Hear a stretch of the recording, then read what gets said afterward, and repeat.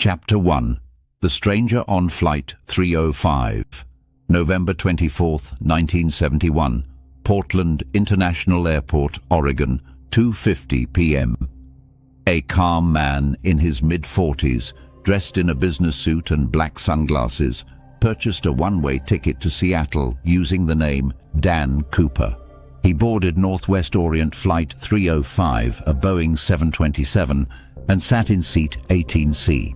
The flight was short, only 30 minutes, but within the first 10 minutes, everything changed. He handed a folded note to flight attendant Florence Schaffner.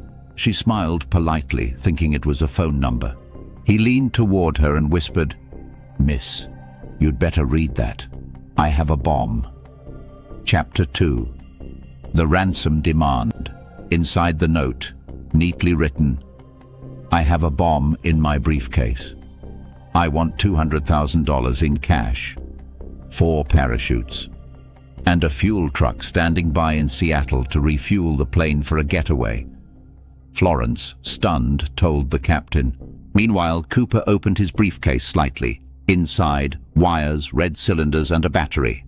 Whether it was real, no one ever found out. The pilot followed instructions. Authorities were informed quietly. The other passengers were not told anything.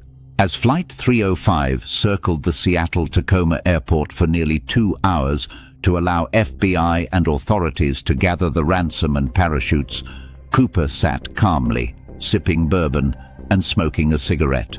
He was calm, polite, even charming. Chapter 3. The Exchange. 5:24 p.m. Seattle-Tacoma International Airport. Once the ransom money and parachutes were delivered, Cooper allowed all 36 passengers and 2 flight attendants to leave. Only the pilot, co-pilot, flight engineer, and 1 stewardess remained. The plane was refueled. His new demand? Fly south toward Mexico City at a low altitude under 10,000 feet, flaps down, and landing gear partially extended. Speed, exactly 200 knots. Why?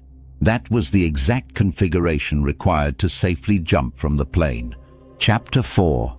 The Leap into Darkness. Between Seattle and Reno, near the Cascade Mountains. 8:13 p.m. at some point during the flight, in the stormy, freezing night. DB.Cooper opened the aft staircase of the 727. He strapped on a parachute, took the bag of money, and jumped. No one saw him leave. No alarm went off. Only a sudden change in cabin pressure told the crew he was gone. They landed safely in Reno, but Cooper was no longer aboard. Chapter 5.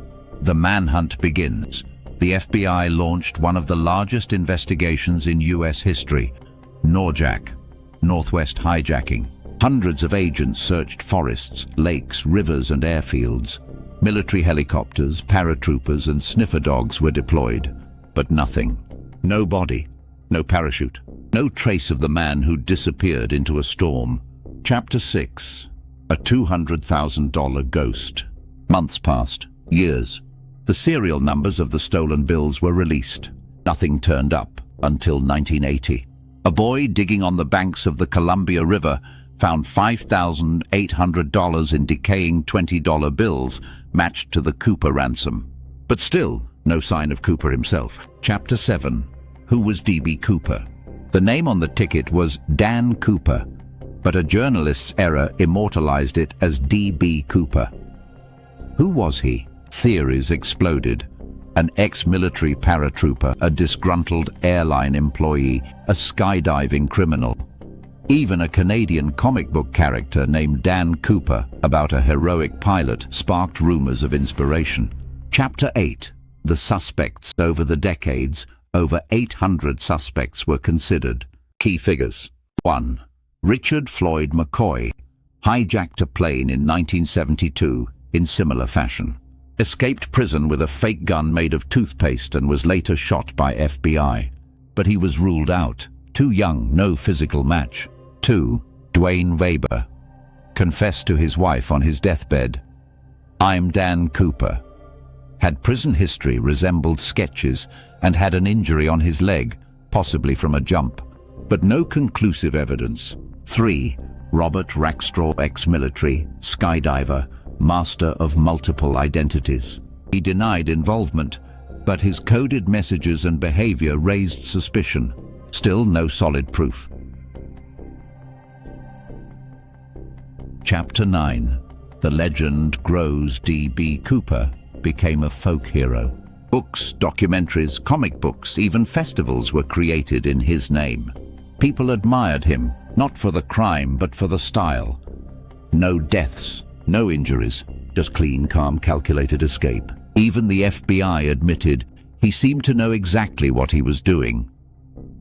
In 2016, after 45 years, the FBI officially closed the investigation. Final chapter. Gone without a trace. To this day, no one knows who DB.Cooper really was. Did he die in the jump? Did he survive, start a new life, and watch his legend grow from the shadows? No body. No confirmed identity. Just 195,000 still missing, and one name etched in aviation mystery forever.